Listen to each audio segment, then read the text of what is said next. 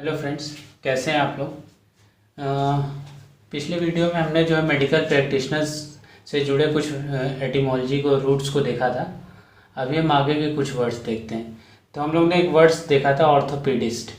तो ऑर्थोपीडिस्ट बेसिकली जो है दो रूट से बना हुआ है, एक ऑर्थोस और दूसरा पेडोस। पेडोस से हम लोगों ने पीडियाट्रिशियन, पेडागोजी ये सब पढ़ा था। तो ऑर्थोस का मतलब होता है स्ट्रेट।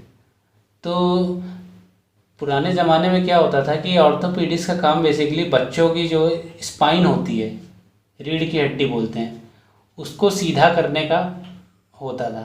आगे चल के पूरी एक नई फील्ड बन गई, इसका नाम हो गया ऑर्थोपीडिक्स। और जो स्पेशलिस्ट होता है उसको ऑर्थोपीडिस्ट बोलते हैं। अब एक वर्ड और देखिए, आप इसका अंदाज़ा लगाइए। जैसे हम लोग ने ऑर्थो जैसे यहाँ पे आया, और ओडोंटोस जो होता है उसका मतलब होता है टूथ। तो ऑर्थोडोंटिक्स क्या करेगा, जो दांतों की प्रॉब्लम होती है उसको सॉल्व करता है। दांतों की एक्चुअली स्ट्रेटनिंग के काम करता है ये। तो ये काफ़ी इम्पोर्टेंट है। इसको आप लोग जो है वर्ड्स को जो है मेमोराइज कर लीजिए, बहुत इंपॉर्टेंट है। उसके बाद हम लोग ने एक वर्ड पढ़ा था न्यूरोलॉजी। न्यूरोलॉजी हम लोग ने क्या न्यूरोलॉजी का क्या बताया था मैंने कि नर्व से रिलेटेड होता है। तो न्यूरॉन एक्चुअली होते हैं, न्यूरॉन्स जो है नर्व से रिलेटेड हैं। लोगोस जो है साइंस।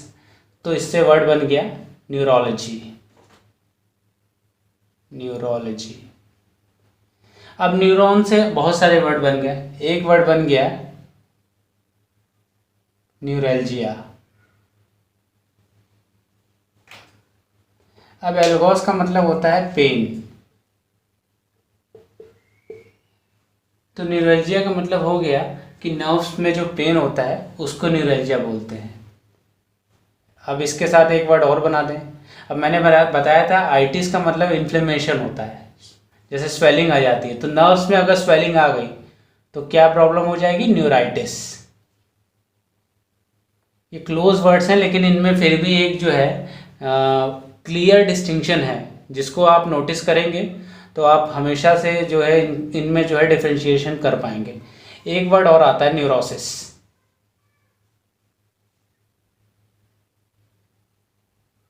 न्यूरोसिस का मतलब होता है, ऑसिस का मतलब होता है डिसीज,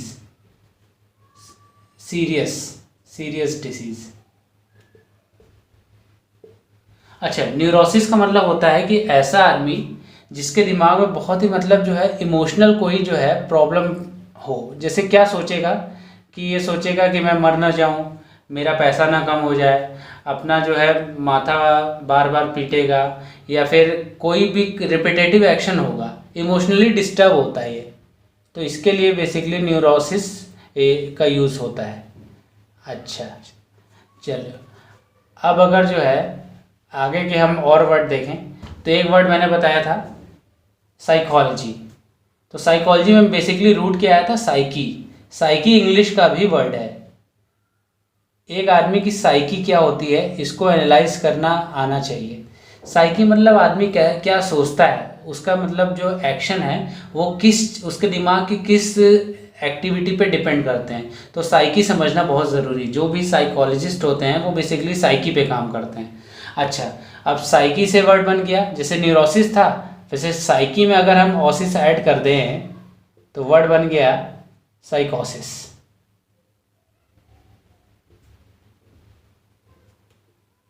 अच्छा, साइकोसिस और न्यूरोसिस।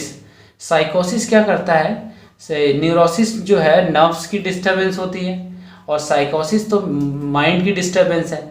तो इस साइकोसिस में आदमी जो है ये क्या है, मतलब थोड़ी सी क्रिमिनल उसके अंदर टेंडेंसी क्रिएट हो जाती है। मैं मतलब कहा जाए तो मतलब उसका दिमाग पूरी तरह से डिस्टर्ब हो जाता है, मेंटल डिस्टर्बेंस हो जाती है। तो ये साइकोसिस की कैटेगरी में आता है। तो न्यूरोसिस में इमोशनल डिस्टर्बेंस होगा, साइकोसिस में मेंटल डिस्टर्बेंस होगा। ये दो चीज़ याद रखिएगा। अगला एक वर्ड हम लोग और देखते हैं, वो है गेरास। एक वर्ड है, उसका मतलब होता है ओल्ड एज, और आइटेरिया एक होती है मेडिकल हीलिंग। जैसे हम लोग ने पेडोस प्लस आइटीरिया के साथ वर्ड बनाया था पीडियाट्रिक्स, वैसे गेरास और आइटीरिया के साथ हम वर्ड बनाएंगे geriatrics.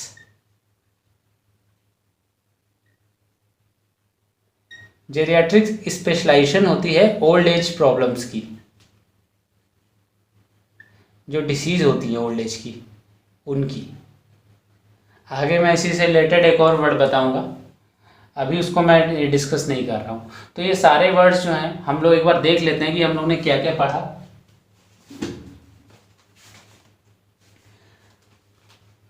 Orthopaedist, orthodontics, neurology, neuralgia, neuritis, neurosis, साइकोसिस, साइकी, जेरियाट्रिक्स और पीडियाट्रिक्स तो हम लोग पढ़ ही चुके हैं।